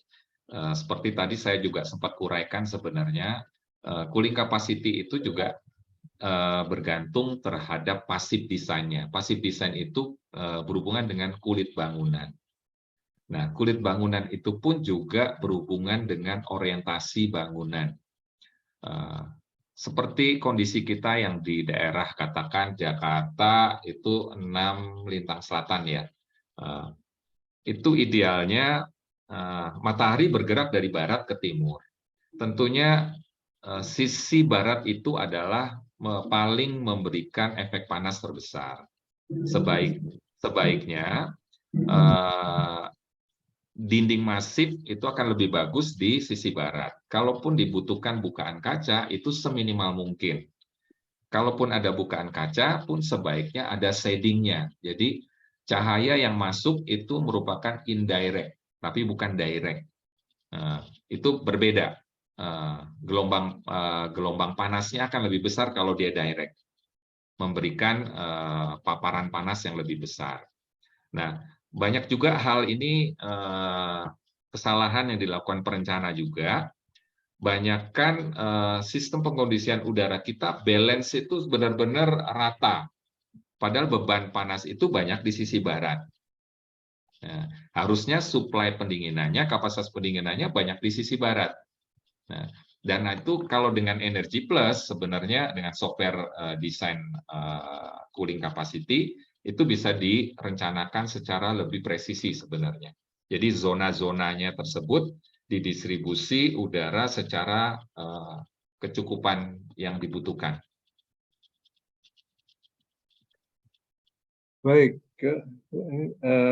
ini masih banyak ya nih ya pertanyaan ini. Kembali lagi ke Pak Rio ini, Pak Rio Arif.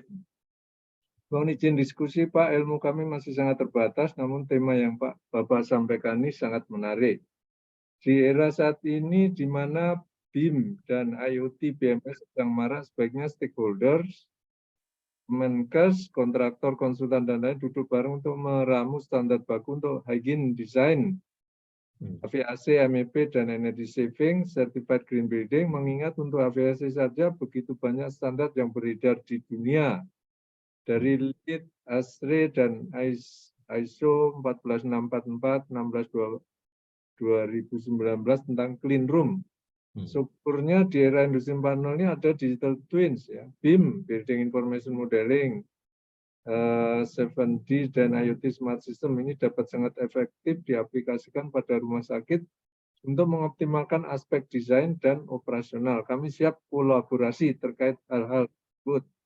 Nah, ini Pak, ini ada yang ingin kolaborasi ini dari Pak Rio. Monggo Pak, terbuka. Saya tuh lama bekerja di laboratorium, bekerja sebagai praktisi, sebagai konsultan. Saya sering sekali membridging, khususnya ke BPPT, tempat saya dulu bekerja, adanya kegiatan-kegiatan riset. Saya tetap masih, hobi saya masih di sana juga. Saya punya data logger untuk menguji hal-hal tertentu, bahkan saat ini saya nguji-nguji baterai, efek panasnya seperti apa, seperti itu Pak. Monggo. Baik, ini berikutnya kembali lagi Pak Parwianto ya. Maaf, apa tidak bisa bekerja sama dengan BRIN atau yang di Sepang untuk memperoleh perangkat yang dikeluhkan oleh narasumber? Tadi ada yang mengeluh ini Pak Kabi. Enggak. Sebenarnya saya sedikit tadi cerita, saya membridging ke BRIN itu untuk higienik AC, untuk ruang OK ini udah hampir 2 tahun yang lalu sebenarnya Pak. Jadi kita menginginkan di Puspiptek Serpong sana, coba diusulkan membangun fasilitas uji yang bisa mengeluarkan sertifikasi untuk higienik AHU ruang OK. Kita juga sebenarnya sudah mengumpan, tinggal merekanya secara internal mencoba ke sana. Nah, memang ini kayak telur sama ayam ya. Sebenarnya ini kan teknologi yang relatif rendah yang kita bisa lakukan ya, membuat higienik AHU, kelas higienik ini. Karena paling yang import hanya fan-nya saja. Yang lainnya coil. Nah, ini salah satu juga nih, kita belum punya industri pipa tembaga. Nah, sementara Kementerian Perindustrian menargetkan 2024 TKDN alat-alat RTU, refrigerasi udara, itu lebih 50%. Sepertinya nonsens itu bisa terjadi kalau industri pipa tidak dilaksanakan di Indonesia. Kita penghasil tembaga, sudah ada smelter, harusnya ini udah saatnya ada industri pipa tembaga untuk menunjang pertumbuhan industri RTU sih Pak. Baik, berikutnya dari Pak Chandra Handarsen lagi. Izin bertanya, kalau noise di ruang OTOK 45 dB, AC hanya 20-25 kali Hz di HEPA tinggi, apakah tetap bisa 45 dB? Berapa maksimum noise suara di ruang OT? Apakah 50 dB itu maksimum diizinkan oleh Permenkes? Itu Pak. Dari pengalaman saya memang 45 itu rada sulit, khususnya di ruang OK, karena kalau dari tata udara harusnya nggak masalah, karena di ruang OK itu alirannya kan laminar flow, sehingga efek noise itu kecil ya dari sistem tata udara. Justru kemungkinan suara itu dari alat-alat elektronik dari yang ada di sana, bunyi tit, tit, tit, dan lain sebagainya itu yang bisa menimbulkan di atas 45 dB. Baik, berikutnya dari Pak Wayan Widiana dari BRIN. Dalam treatment udara pada sistem VAC, bagaimana mekanisme penggunaan UV untuk menghasilkan udara bersih? Oke. Tentunya kita semua tahu UV itu merupakan disinfektan. Nah, tentunya akan berbeda kalau kita mengimplementasikan di udara yang mengalir, karena tentunya ada fungsi waktu. Ya, secara teori kita harusnya supaya meningkatkan efektivitas pembunuhan yang dilakukan UV terhadap virus dan lain sebagainya. Tentunya kita harus membuat aliran udara itu rendah. Jadi salah satu langkahnya yang paling efektif adalah memperbesar penampang aliran. Disitulah kita memasang UV tersebut. Atau kita juga memasang sinar UV-nya itu secara arah longitudinal, sehingga dalam berjalannya udara itu pun juga tetap kena sinar UV.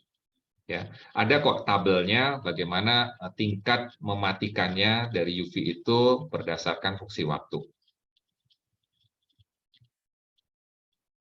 Baik, berikutnya ini dari Pak Fahad Najib ya, Bapak-bapak yang membutuhkan standar-standar dan e-book luar negeri dapat gabung di grup ini dan request di grup ini. Ini ada websitenya, silakan dimanfaatkan.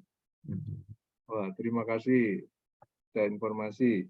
Berikutnya dari Pak AJN ya, izin bertanya, AIDS certificate ini dikeluarkan oleh siapa? Oke. AIDS certificate ini diinisiasi oleh World Bank, Bank Dunia, yang saat ini pelaksanaannya dilaksanakan oleh GBCI, Green Building Council Indonesia. Nah, ini adalah bentuk sertifikasi yang berbeda dibandingkan GP atau GBCI rating tool ya.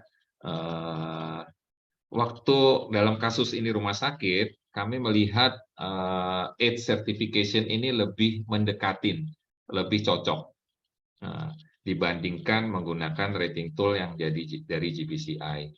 Namun, saya juga lagi berdiskusi juga dengan pihak-pihak dokter rumah sakit, mencoba menginisiasi bentuk rating tool khusus rumah sakit.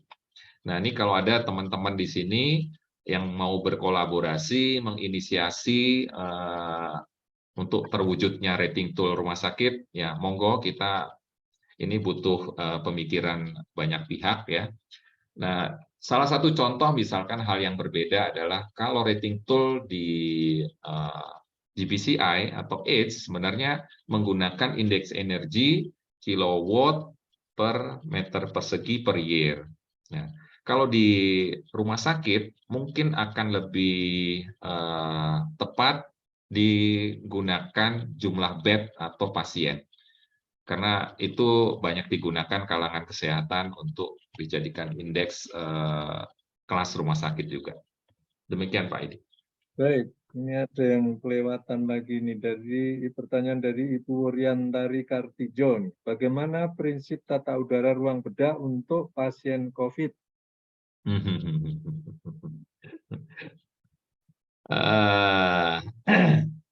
Menurut saya, memang kemarin jadi satu banyak dualisme pendapat dari beberapa pihak.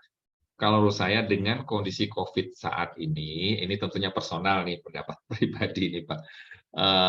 Harusnya dengan kita mematuhi protokol di mana dokter dan pasien menggunakan masker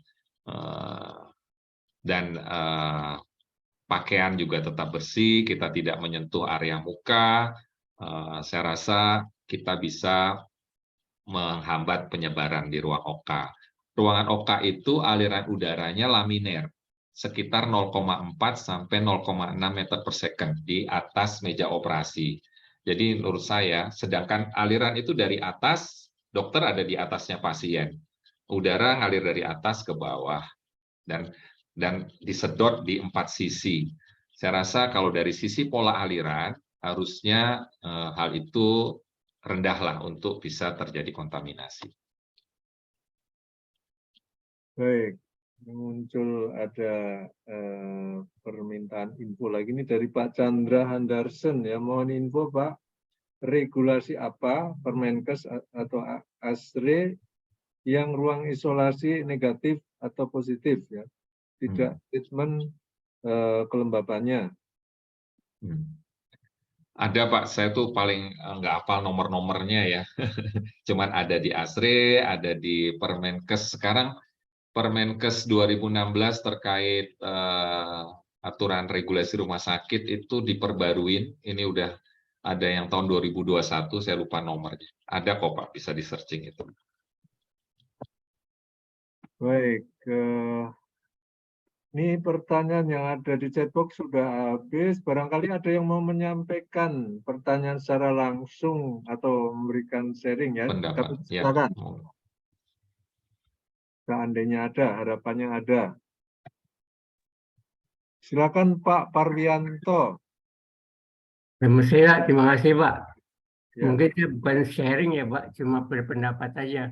Ya. Walaupun saya bukan engineer, tapi saya mengikuti semua webinar ya Pak ya. Nah ternyata kan kalau arsitek kita juga kan nggak tahu persis. Jadi mas saya kalau di bidang ini, kalau yang mendesain itu kan biasanya arsitek. Betul. Nah itu yang seperti yang begini ini sebenarnya yang harus memahami siapa Pak. Karena setahu saya tuh arsitek lebih banyak yang nggak tahu soal beginian Pak.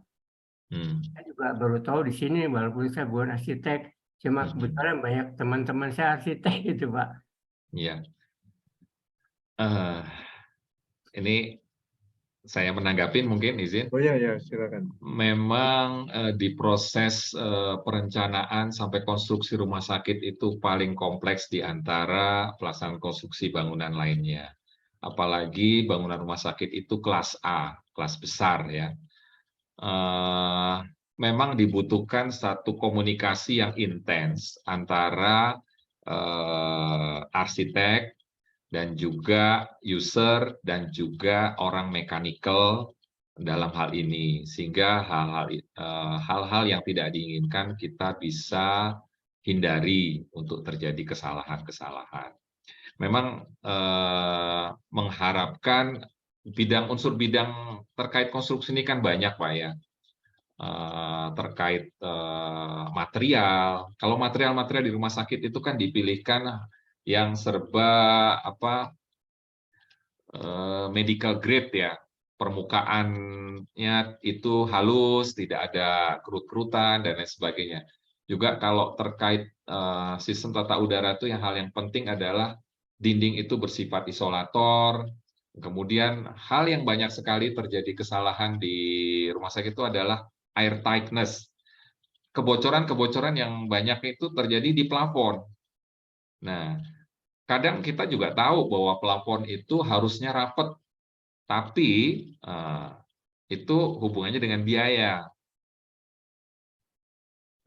Kadang-kadang banyak faktor-faktor kendala-kendalanya itu banyak, Pak. Itu kenapa banyak sekali proyek rumah sakit yang setengah jadi atau 80% jadi. karena banyak penyesuaian-penyesuaian sehingga mengurangi volume pengerjaan. Nah, kalau yang Bapak uraikan itu sebenarnya tanggung jawab siapa Pak kalau di bidang itunya berdesainnya. Jadi maksudnya kalau kita bentuk satu tim, ini ada arsitek. Nah, kemudian yang Bapak tadi uraikan semua itu yang bertanggung jawab siapa Pak? Mekanikal, elektrikal, atau apa gitu Pak? Saya belum jelas itu. Semua Pak, semua bertanggung jawab sesuai kompetensinya.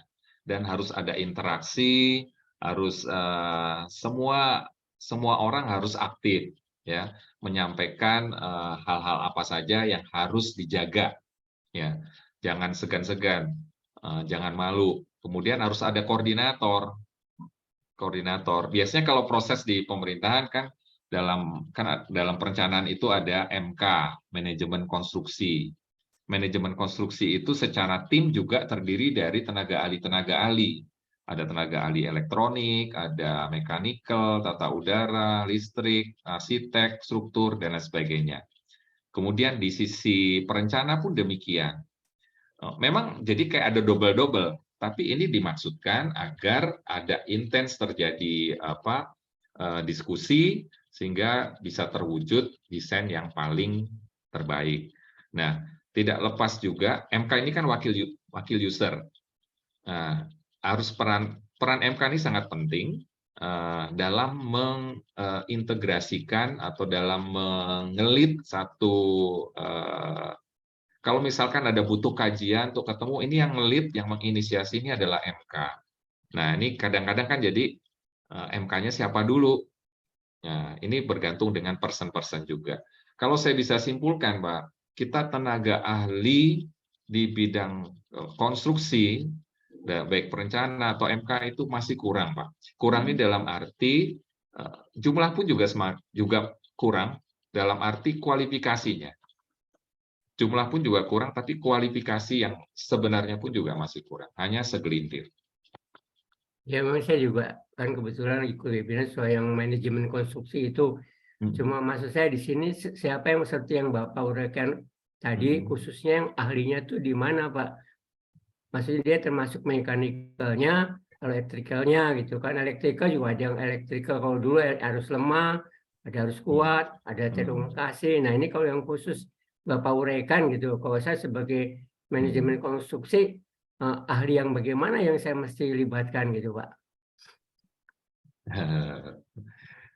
Ya, sebenarnya bisa tergantung arah goal kita, Pak.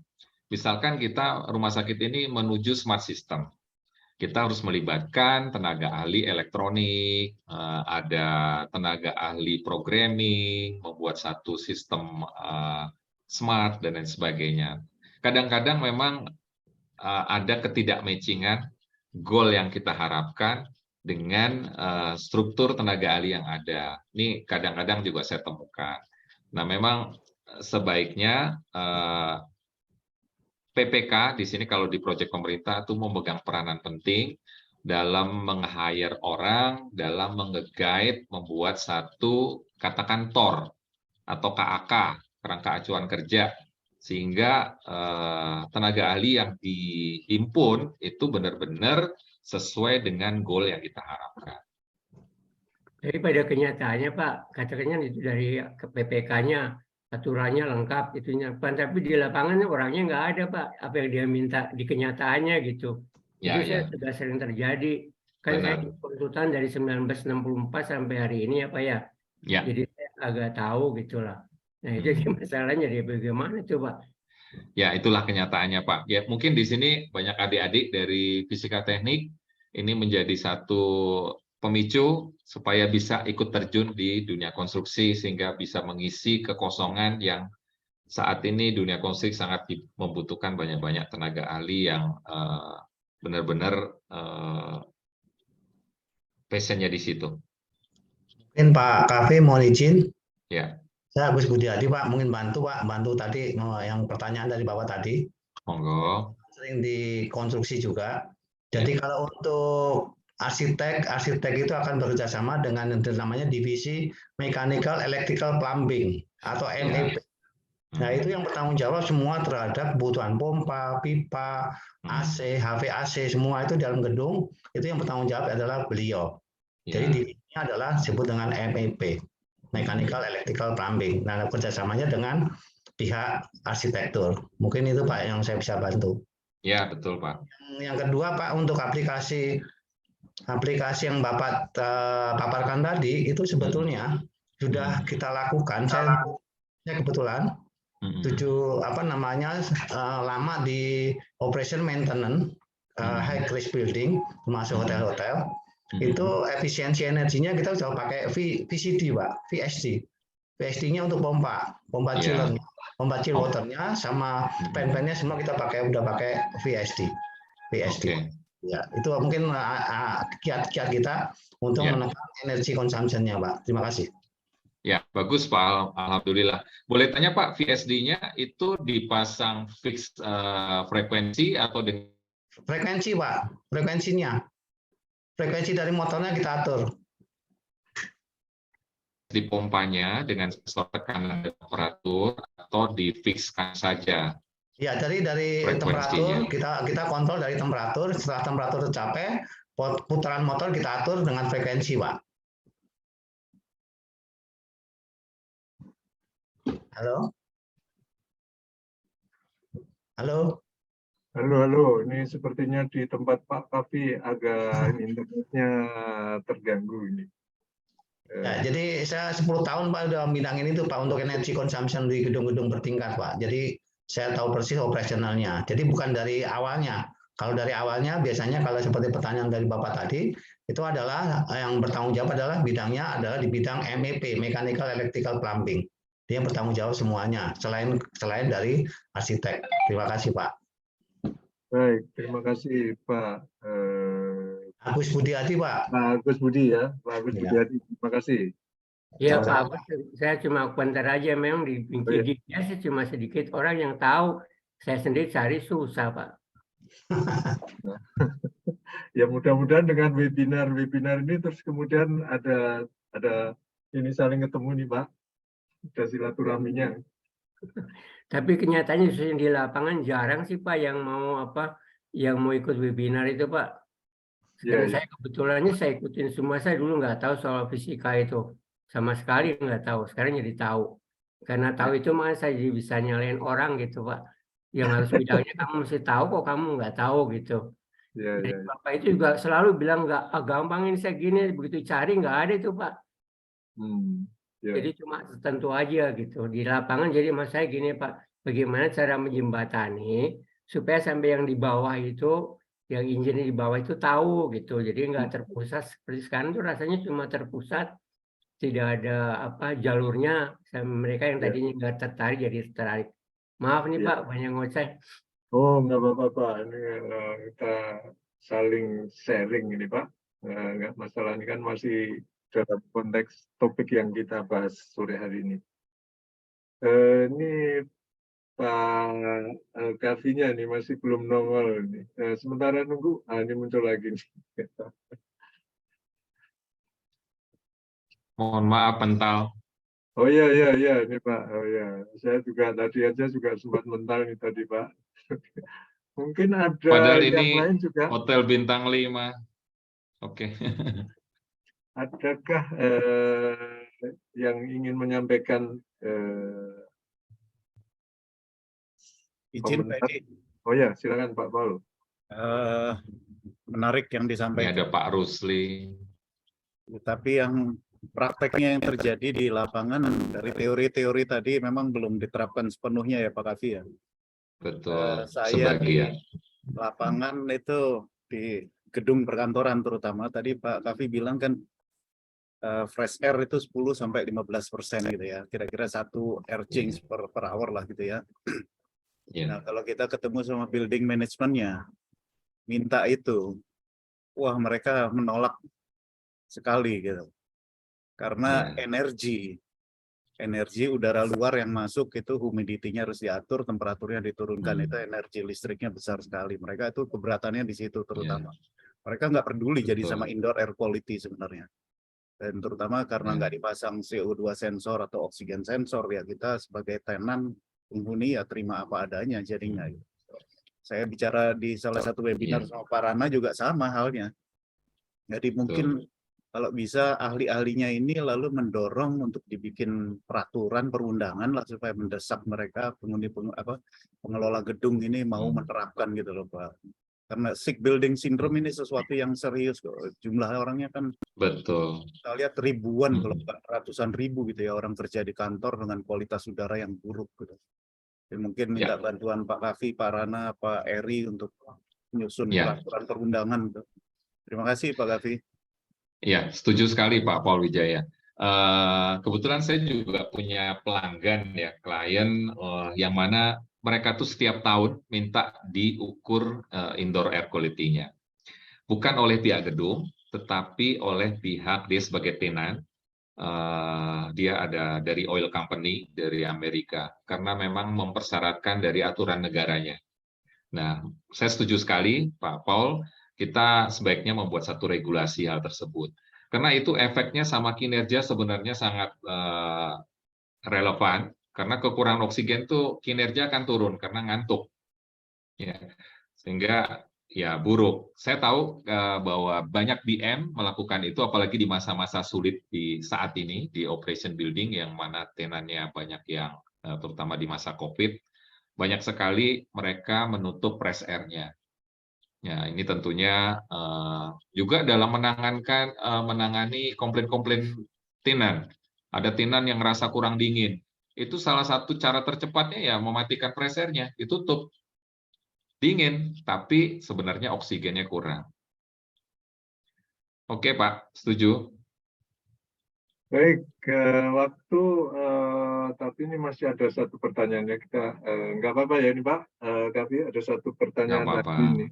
1728 ya, mudah-mudahan ini pertanyaan terakhir ini dari Pak Ilham Ramadan.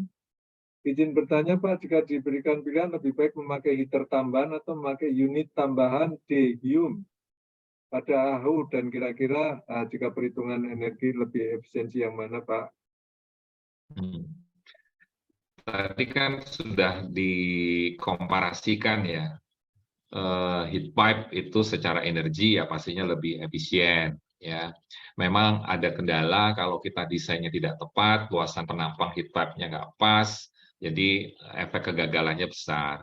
Kalau boleh saran, dikombinasikan saja, ditambahkan heater dikala ada kondisi sangat di mana kelembaban bisa mencapai 98% di musim hujan, itu bisa dilakukan.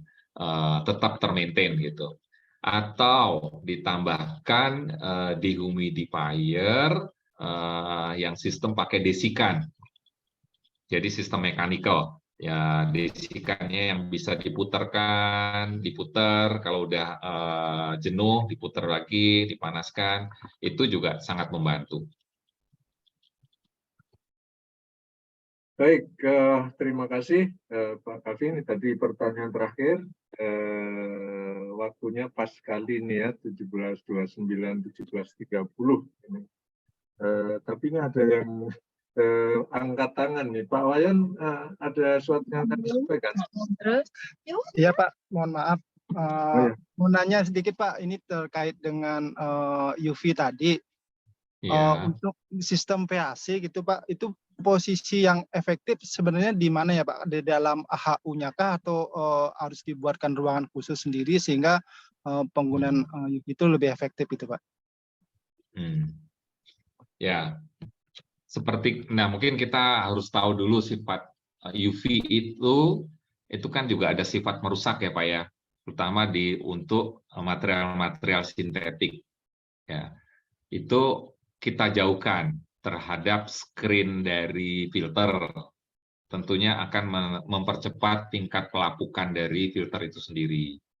Jadi sebaiknya itu ada di sisi belakang coil, jadi setelah filter, coil setelahnya, itu lebih bagus. Nah, itu secara posisi. Nah, sebelumnya kan saya juga udah uraikan bahwa tingkat efektivitas itu karena ini udara itu bergerak, akan lebih bagus itu dibuatkan plenum box yang penampang alirnya lebih besar. Walaupun udara bergerak, itu tetap juga kena sinar UV tersebut. Jadi jangan sampai kita pakai UV malah merusak nanti, ya. Baik, Pak. Terima kasih. Tadi pertanyaan terakhir. Kita akhiri acara ini jam 17.31. Sekali lagi, saya atas nama BK Teknika mengucapkan terima kasih yang sebesar-besarnya kepada Pak Kafi Udin yang penyampaian dan juga menjawab pertanyaan-pertanyaan yang muncul. Terima kasih juga pada Pak Wijaya yang juga sudah menyampaikan sertifikat sore hari ini. Terima kasih kepada Bapak-Bapak yang tadi juga sudah memberikan pendapat dan sharingnya.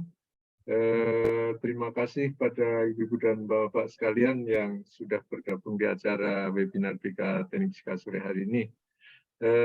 Mohon maaf kalau ada hal yang kurang berkenan. Kita ketemu lagi minggu depan ya. Mohon maaf Pak Edi, itu kayaknya banyak yang komplain soal absen, nggak bisa. Oh ya, ini mungkin lagi tentang absen nih, mungkin servernya sedang bermasalah. Ditunggu nanti kalau normal dimasukkan aja nih kode presensinya. Mohon maaf ya atas ketidakdatangannya. Mohon maaf kalau ada yang kurang berkenan, tetap disiplin dengan protokol kesehatan. Sekali lagi, terima kasih. Selamat sore. Wassalamualaikum warahmatullahi wabarakatuh. Waalaikumsalam warahmatullahi wabarakatuh. Terima kasih Pak Paul. Terima kasih semuanya Pak Edi. Ya, terima kasih semuanya. Terima kasih Pak Edi. Ya, terima kasih.